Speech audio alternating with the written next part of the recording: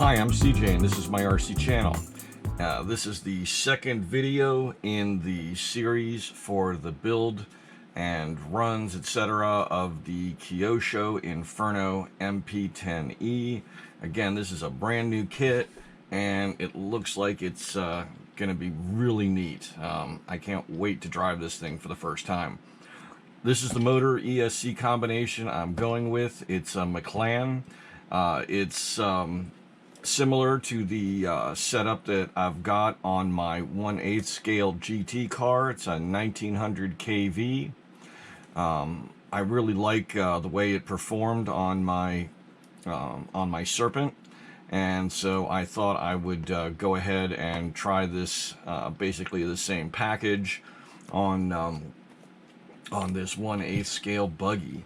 You've already seen the servo. It's a Reefs servo, raw 500. Here's some extra items I picked up for the kit. I always like to have a few tuning options on hand right away. A couple of sets of front and rear springs, heavier and lighter. These are the diff pins that I told you about. They're bevel shafts, and they're called a lightweight diff bevel shaft.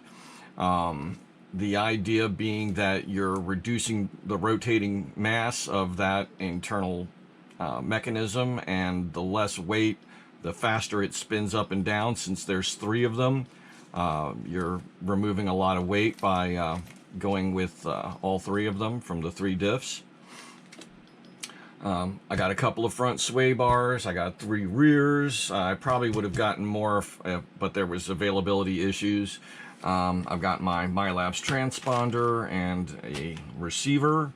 I picked up some 10 gauge wire for battery and for 3 color for motor.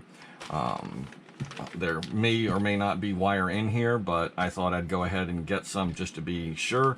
And last but not least, for sure, a titanium screw kit for the MP10.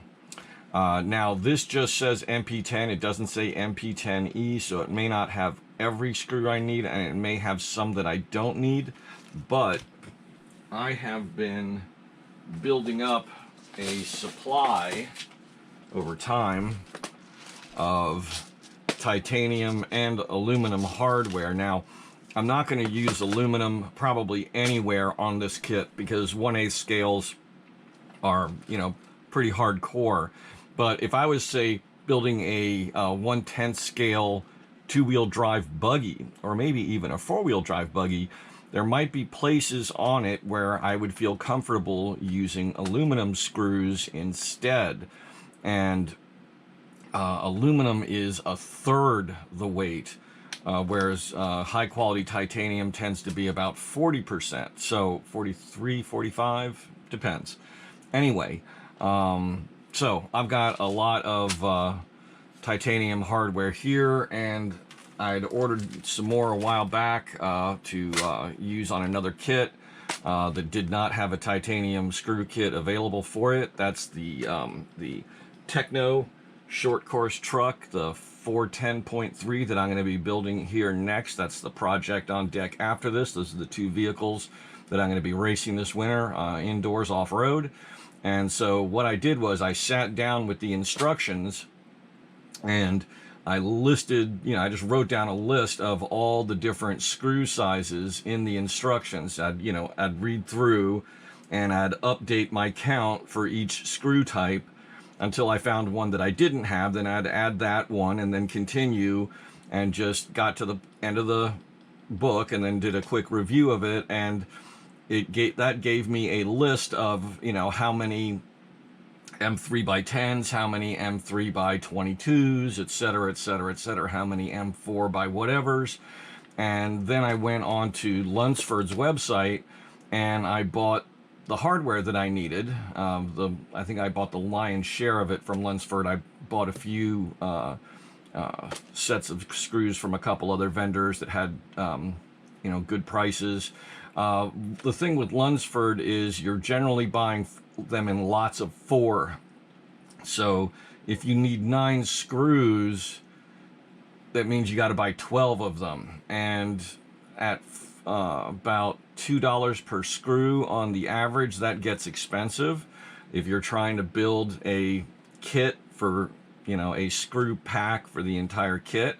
So don't ask me how much that all costs to put together, but I didn't really mind getting extras because, like I said, I've been, you know, buying up screws in common sizes that I use, like M3x10s, M3x8s, in button heads, M4x8s, 4x10s in flat heads, M3x8s in flat heads, things like that. You know, kind of acquiring a bit of a supply so that when I'm working on a kit, I can go ahead and swap out, you know, heavier hardware for lighter hardware as I go. But this should cover most of this kit. Sorry if that tail of screws got a little long.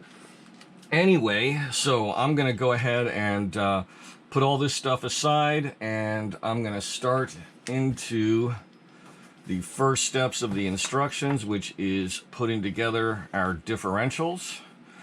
And I believe we're gonna build all 3 of them at once.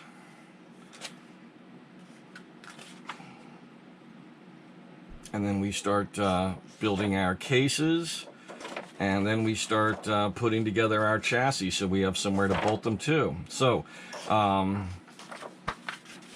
me go ahead, clear this off, and we'll get going on diffs. Okay, our first step is figuring out which bag we need to get first. And it's the upper right hand corner here. Most of the kits I'm familiar with, the legends are on the left hand side. This probably has something to do with Japanese writing being, I think they read from right to left, not left to right. And that would explain why the legends are on the right hand side of the page. Unlike most of the, like I said, most of the kits that I've worked with. You know, a lot of those are designed in the United States, even if they're, you know, built overseas. So there's a little image of a sack or a bag, and it says number 1. And this is an MP10e and number 1. So there is our bag for these initial stages. And that is going to take us through to step number 6, where we open bag number 2. So everything we should need to do steps 1 through 5 is going to be in this bag here. Simple enough. So I'm going to start getting things together. I'm going to have to do some sorting along the way because I'm going to be using the titanium hardware. So I'm going to pop this open and see if there's any directions or anything. But one of the things to know about titanium hardware, there's a couple things. And this goes for the aluminum hardware as well if you ever work with aluminum hardware. Number 1, you want to use really high quality wrenches. The tolerances on the cut of the tips needs to be as spot on as possible so that they fit very snugly into the bolt heads. You want to make sure that you insert the wrench all the way into the bolt head socket. You don't want to be part way in and then put some twist into it and start stripping, because the metal is going to be a little more easily damaged than steel, and with aluminum far more easily damaged. So another thing is that and this is going to be a bit of a difficult process. Well, not difficult, it's going to be just longer. When you work with titanium, it is recommended that before you put in a titanium screw into any type of plastic, that you first run a steel screw into that hole and basically cut some threads so that the titanium screw doesn't have to do that. Because when you do that, you're creating a lot of friction. You build up heat in the screw, and the heat and the strain and stress of that process can damage the titanium screw. So if you want them to last, and you want to have a good build, you don't want to be breaking screws inside plastic and then having to reorder parts.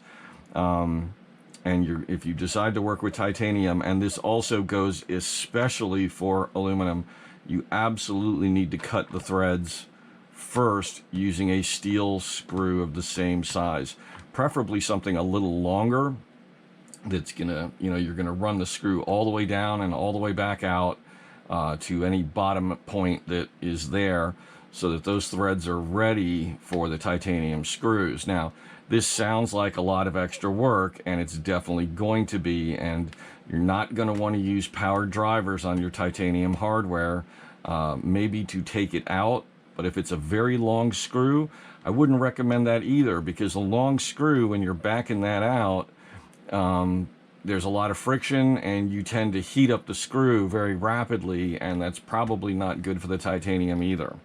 So, all important things to be aware of. So I'm gonna try to limit how much of this that you see, because it's going to be incredibly boring to watch me threading screws and backing them back out again, and then putting the part back together again with the titanium screw. So I'm gonna, kind of try to speed this up where I can, skip over certain redundant elements as much as possible, and still give you a good learning experience out of this. But I think this is a good learning experience from this point of view, that if you buy yourself a kit and you decide to get yourself a titanium screw kit, or you spec out the screws for a kit, or you try some aluminum screws in places where you think that the strength of the screw isn't as big a factor, and that you can use the aluminum and get that weight savings, that you have taken the right steps ahead of time to make sure that you don't do damage. And the main thing you're got to be worried about is breaking hardware inside pieces where you didn't cut the threads, you run that titanium screw in fast, and it snaps off, leaving part of the screw threaded into the plastic. There's no way to get it out at that point. All you can do is go online and order a replacement part. Your build is at a standstill until you get that piece in. I mean, you can build all the other stuff, but you're stuck. You're not finishing the car this weekend. I recommend using, again, extreme caution, and make sure that you have, really good tools. I have decent tools, but I specifically ordered a set of MIP, MIP. The specific name is Thorpe, T-H-O-R-P, MIP Thorpe wrenches. And they are supposed to be very exact, very precise, and they are very expensive. They're a good $15 to $18 per wrench. So I have those on the way. I unfortunately have other things to do. I'm not going to wait. I do have decent wrenches. I'm going to be careful. If it looks like I'm not getting if it looks like I'm damaging the screw heads at all, I'm going to stop and wait. I've got them on Express. They should be here Tuesday. It's currently Saturday night. So just like, most kits you're going to find, they have the nice legend over here. You've got a 1-to-1 on the pieces, so you can just hold a part up against the drawing, and, shims, grub screws, bearings, everything should be on a 1-to-1. Likewise, anywhere they have this 1-to-1 image, you can hold your part up to it and make sure that you've got the right piece there, because that is a 1-to-1 drawing of the part that we need. So let's crack this up. Well, let me go ahead. I'm going to pause up. I'm going to go through this kit because, like I said, this is an MP10, but this kit is an MP10e, so there's probably going to be a few differences because this is electric. This is probably for the nitro version. There was not an option to get an MP10e screw kit out. Maybe Kyosho doesn't have them at the moment. I don't know. But I went ahead and got the 10 because I know the majority of the screws are going to be here. Okay, I thought I would do a test on these parts. These are the little spiders for our differentials. They basically notch together these two rods, and that gives us the star to hold the 4 gears for the differential. Now these are made of steel. These come with the kit, and Kyosho makes a performance upgrade, and they make these out of aluminum, and they are considerably lighter, but I want to see just how much lighter, because this is rotating mass. This is something that is getting turned by the drive system, so the lighter that is, the more reactive the drive system is, the faster things spool up and down. I also want to show you a few other things that Kyosho does that are stock items. All of the gears are solid steel gears. These are our front and rear diff spur gears. And this is our big drive spur gear for our center diff. Or these would be ring and pinion gears. These would be the ring gears. These would be the pinion gears. Excuse me for not using correct terminology there. These are the out drives, and as you can see, they are substantially lightened. They are shaved flat on 2 sides and then drilled out to further lighten them. So they have tried to cut down the weight as much as possible and still maintain the structural integrity of the items. We have some nice light drive shafts. These universal joints are really smooth. Nothing to assemble. They're already built for us. That's really nice. These are going to be our front and rear drive shafts that connect the center diff to the front and rear diff. So let's get a look at the weight on these.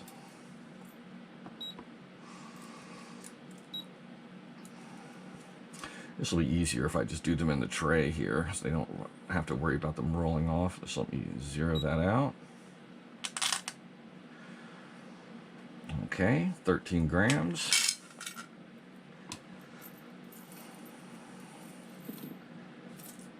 And now the aluminum ones. 4.7 grams, so better than half.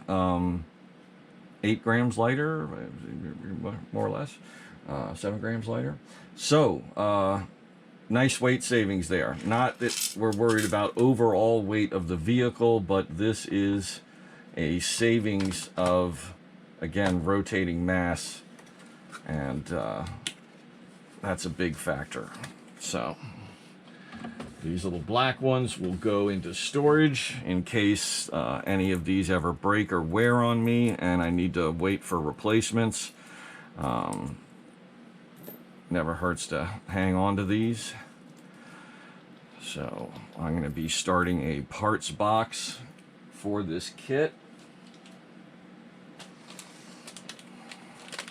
Unfortunately, I can't do that at the moment. I have run out of empty boxes for doing that. I've got some on order. Usually order them in lots of 4, basically just fishing tackle boxes. In this first bag there was a multi-wrench, which you seem to find in almost every kit, and a handful of Allen wrenches. I would suspect that these are probably fairly precise, considering that they are coming from Kyosho.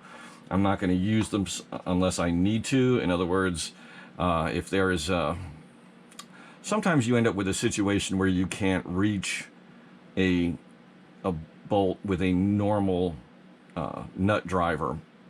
Like an excellent example would be the rear shock absorbers on a stock Slash. They are behind the body and almost impossible to get to. I think they made kind of a command decision to just deal with that limitation because it allows them to have the same swing arms front and rear, and not have to mold separate pieces for each.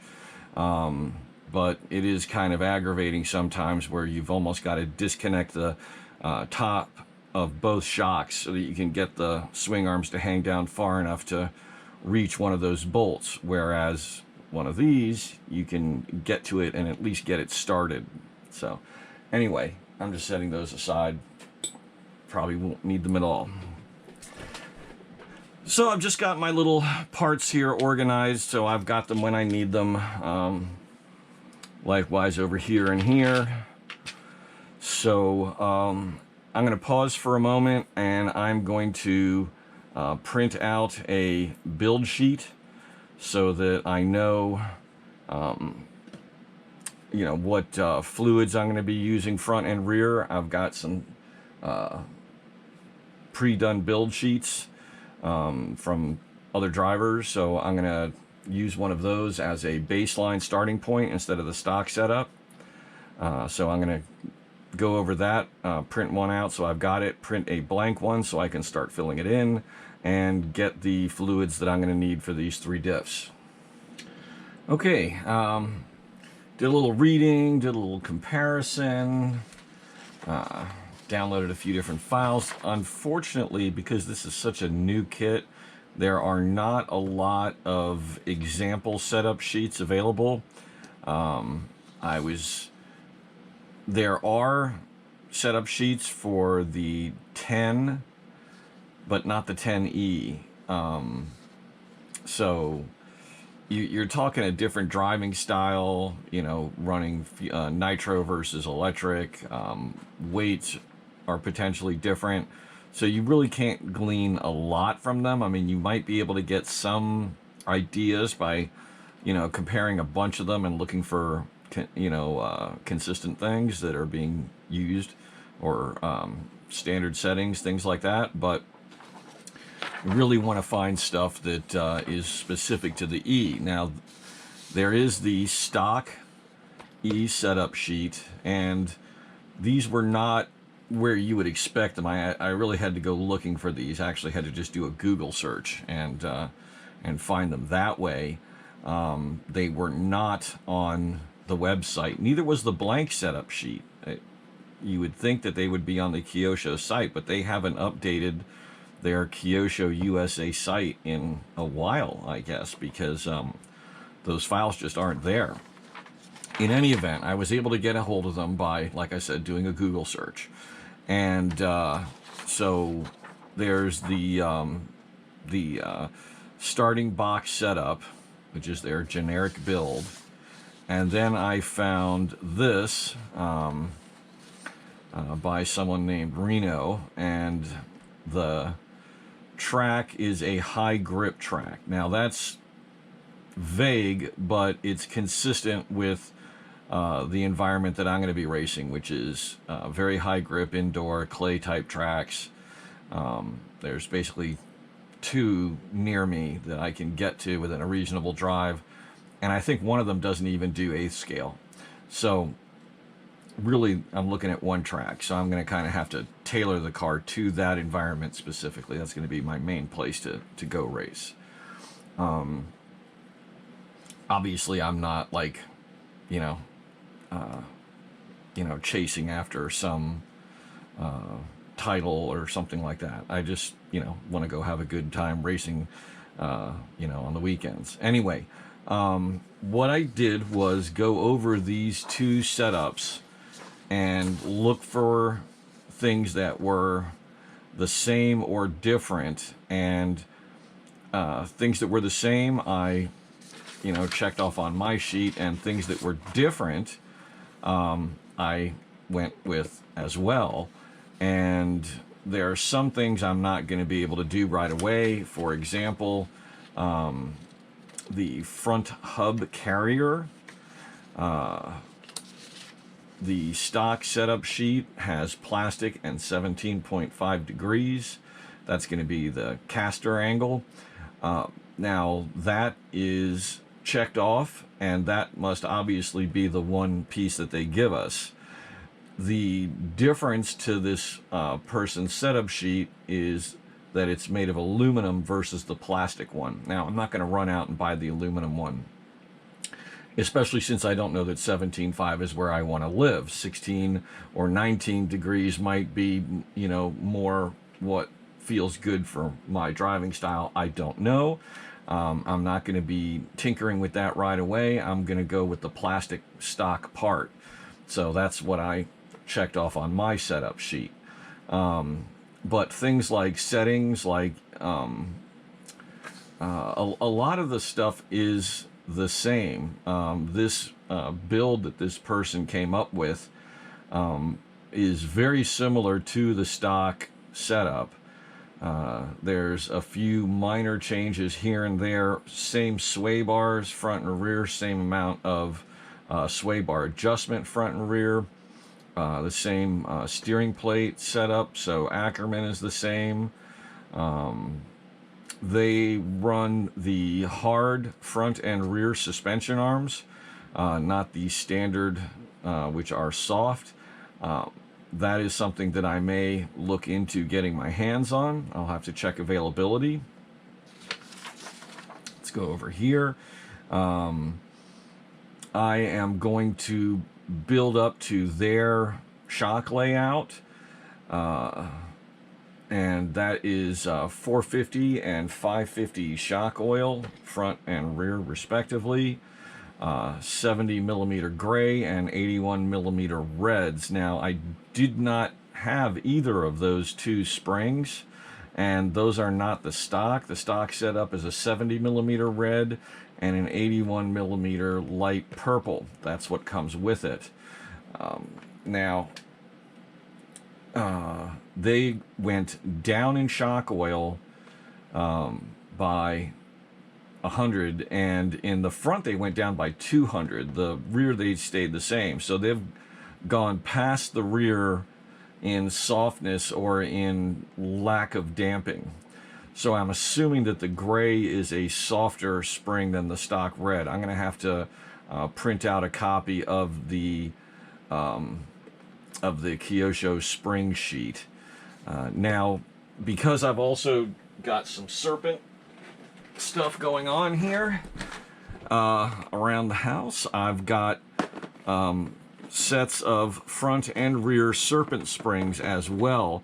So I'm going to be comparing the weights that the stock or that the Kyosho springs are set at, and seeing how they compare to the Serpent Buggy springs, and they are the same diameters. They're all 16 millimeter springs, so I may swap around and do some testing, and I may find that some of the Serpent springs work better for me or not. But anyway, I'm going to start out with this setup that this person has. I found both of these springs on eBay for less than they were selling for on the Kyosho website. In fact, Kyosho didn't even have one of them, which is what got me looking elsewhere. Ride height is the same, except for the front, which is different by 1 millimeter. The rebound is identical on both. Camber angle is almost identical, just a little less camber in the front, -2 versus -1. The rear is both -2. So as you can see, there's a lot of similarities. Toe angle, rear 3 degrees versus 2.5. Front -2. Collar of rear hub, 3 millimeters, both front and on both setup sheets. Shock stays are both the same. Rear upper shock bushing the same. Suspension arm location the same. Shock mounting position, the front is the innermost, on the stock is the innermost on both front and rear, and on this person's build, it's the front is the middle shock location and the innermost. So again, very similar to that stock build. The rear control arm location is the same plastic bushings, different hub carrier position. So the stock position is high and inward, whereas this is lower and outward. So what this is doing is roll center adjustment. So this is going to be a higher roll center, so more traction, which is probably what you want on a very, is that going to be, okay, hang on, let me think here. Okay, this one is low and inward. This one is, that looks medium. That's hard. I'm going to have to look into this, but it's definitely a roll center setting. Wheel hub, standard for both. So, again, very similar. The inner control rod location point is the same. The inboard middle. So, looks like we're, yeah, okay. Good. So, like I said, I basically just copied everything here over to my own blank build sheet. I just wanted to kind of do a review and comparison against the stock recommended setup. And so now as I go through my build, oh yeah, diff fluids, pretty different. The stock diff fluids are recommended very light, 7,000, 7,000, and 3,000, front, center, and rear. So the rear being the lightest at 3,000. For this person's high traction grip or high grip build, 20,000, 20,000, and 5,000. Now that's gonna, I think, settle the car a little more, because you're, first off with the thicker center, you're tightening down that center differential and having less of a thrust variance front to rear. So it's going to want to put more equal power front to rear versus diverting power to whichever end of the car is loosest. Likewise with the front, it's going to keep the front tires a little more stable, so you'll probably have a little easier turning, a little easier to control.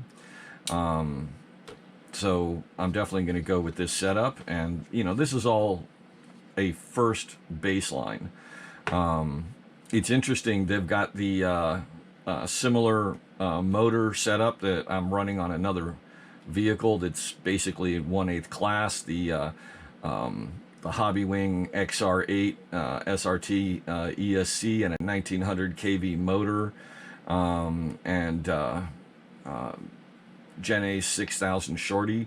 Now that's going to be a pair of packs, because this kit is designed to have pairs of packs, either full size or shorties, and one on the left side, one on the right side. You run a pair of 2S batteries to give you the 4S power. So the shorties allow you to have more forward and backward movement, and that's interesting that I don't see anything as to battery location on here. And I'm surprised that there should be a little diagram or a measurement that says where the batteries are placed, front or rearward or midway, because the shorties are going to have a nice bit of space to move forward or backwards in. because it's capable of handling a standard. They both setups have the standard 46 tooth main spur gear and a 15 tooth pinion, so that's where I'm going. I've even got the first set of tires I picked up for this is a set of AKAs, not the double downs, but a very similar tire, the typos, but basically a min pin kind of tire both ways, so that's good too. So it's time to start building now that I've gone and gone through all this information and I know how I'm going to be setting things up. And it's important to do this. You kind of want to know where you're going, unless you're going to follow that stock build sheet. Knowing what fluids you're going to put in your diffs and having those fluids on hand is important. Otherwise you can't put your stuff together. So they did give us this. They don't provide any fluids, it looks like. I don't even know if they give us any shock fluid. I kind of doubt it. Yeah, there's no shock fluid. A lot of kits do provide you with shock fluid. They'll give you, a couple of, containers of their brand of shock fluid, but we're not getting any of that here. Nice looking shocks though. Big shock bodies. Looks like aluminum caps on them. So that's nice. Anyway, I've printed out a bunch of these sheets. I'm just going to tuck these reference sheets under here for right now. I'm not going to be going into those. As you can see, here's my my Traxxas sheet for my road truck, and this is actually a really handy thing to have. It's like a clipboard. It's got a little container down here at the bottom where you can stick a pen, and it opens up on the side. So I'll put the manuals for my cars that I'm running that weekend. I'll put spare setup sheets, reference setup sheets, things like that in there, and then just throw this into my big pit box, and I've got all the documentation I need as far as setups if I need to reference the directions. I also usually bring a tablet with me to upgrade ESCs if necessary, or program my speed controllers, and I always have the directions and other documents like that in PDF form on that well, it's not a laptop, it's just a tablet. It's a Windows tablet, and so that way I've got that with me as well, and it's got all those documents. So if I don't want to look in here, or for whatever reason I want the PDF, I can just go get it. Like if I didn't have the right direction in here, and if I'm someplace with Wi-Fi, you can always download that stuff if you don't have it. So it's not a bad idea to bring a small laptop or tablet with you, just for situations like that. A lot of tools these days are app driven. A lot of ESCs. The latest Hobbywing ESC that I got, which is the Axe, it's their crawler one. That one connected to the app via Bluetooth all by itself. No programming box, no separate connector box that costs you $65. Just boom, turn it on, go into program mode, pull up your phone, download the app, and it finds it, it identifies it, and 2 minutes later you're programming your ESC from your phone without any extra expense, without plugging anything else in. And that is a huge benefit, and I give Hobbywing big kudos for that. I'm hoping that more manufacturers start doing that. McLaren, the setup ESC motor that I'm using for this car, is very similar in that vein. They basically don't do it wirelessly. You have a USB cord. There's a USB port on the side of the EXC. You plug it in, You plug the other end of the cable into your computer, you load up their software, and boom, you know, there's no interface box to go in between that you've got to buy for an extra fee. I always thought that was kind of a rip-off, the way people were doing that, you know, they couldn't just put that little bit of circuitry into the ESCs. And they were also extremely expensive. It seemed like it was just a big fat moneymaker, and they never told you that you needed it. You know, it's like, oh, here's the latest ESC, and you buy that sucker, and oh, wait a minute, you can't do anything with it without our $65 programming box. You know, that's disheartening, especially when you're on a budget, because that's a big bite. Anyway, sorry about that. Just a little rant. Little bit of RC politics. Sorry. I hope you enjoyed this video. Please click like and please subscribe to my channel.